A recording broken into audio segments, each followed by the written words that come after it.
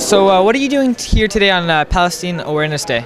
Well, as you can see, we have a bunch of information about the Palestinian cause and awareness of the injustices that are happening in the Palestine occupied territories. Now, what we're trying to do here is basically trying to look at a humanitarian perspective and also based on international law. So if you look at every poster, you can see from things stating as the wall that's being built in the West Bank, as the settlements that are being built in the West Bank, and the siege that's happening in Gaza. These are all illegal under international law. And furthermore, we're talking about the sieges, such as the humanitarian aid that's being blocked to going from Gaza, and also being blocked at the checkpoints that's going into the West Bank. Anything else you want to mention, really? Well, yeah, there's a lot actually I'd like to mention. You know, through the injustices happening in the West Bank, you have to realize also if you look at the map over there to your back, and also to this map right here, there's a wall being built throughout the West Bank, and this wall goes into West Bank territory. And when it goes into West Bank territory, it restricts Palestinians from movement, right? So it's in quote, or it's quoted as a metaphor as the islands of the West Bank, because to get from one Palestinian city to another, a person has to face at least on average 5 checkpoints, and each checkpoint is around 2 hours wait. So to go to work from one city to the other is you have to at least wake up around 2 in the morning. So these type of things that are taking a toll on the infrastructure and the economy of an occupied territory that has been going on for about 42 years now is inhumane.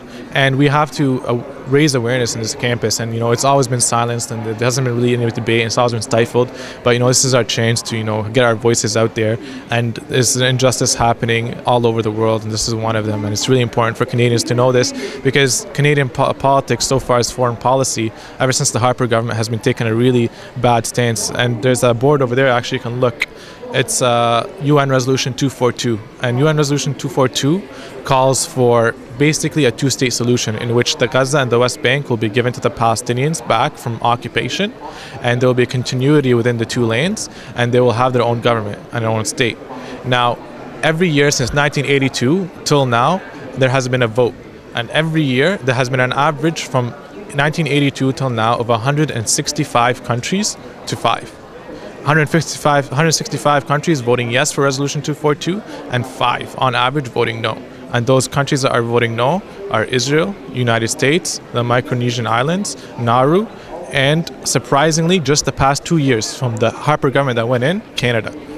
Canada was for the first time in history in the past 40 years have voted no on this, against 165 other countries. So it's really a big statement when 165 countries in the world go for this purpose of peace, and Israel and the United States keep rejecting it, and now unfortunately Canada.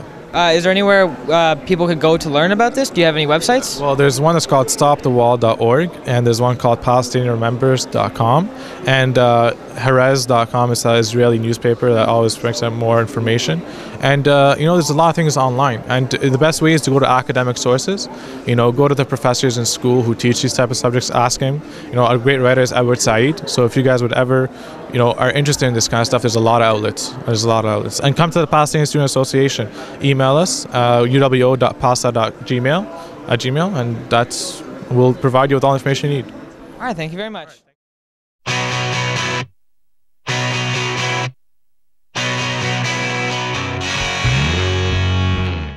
If you're looking to get more involved and have an interest in the field of journalism, then TV Western is for you. TV Western is always looking for more on-screen and behind-the-scenes volunteers. And it's simple to join up. Just email us at tvwest@uwo.ca.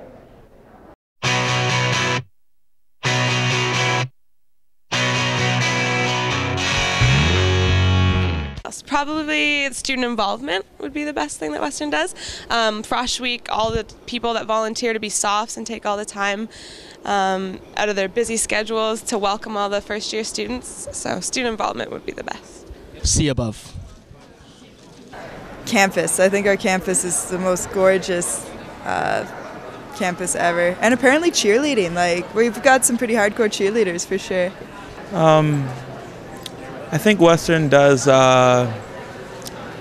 helps their students with education and stuff like that. So if you need help with courses, you can go talk to a professor, or if you need help with your schedule, you can talk to somebody about it. I think they do a really great job of the sustainability aspect. They're pushing that these days, as well as keeping things renovated and keeping things new and always constantly adding things to the research side of things, as well as, you know, maintaining new buildings. We just got the new rec center. They're thinking about rebuilding this place. So it's constantly new and things are changing, which I like. Kick ass and take names. I would say student leadership. Absolutely. There's just leadership all over the place and everyone's always involved.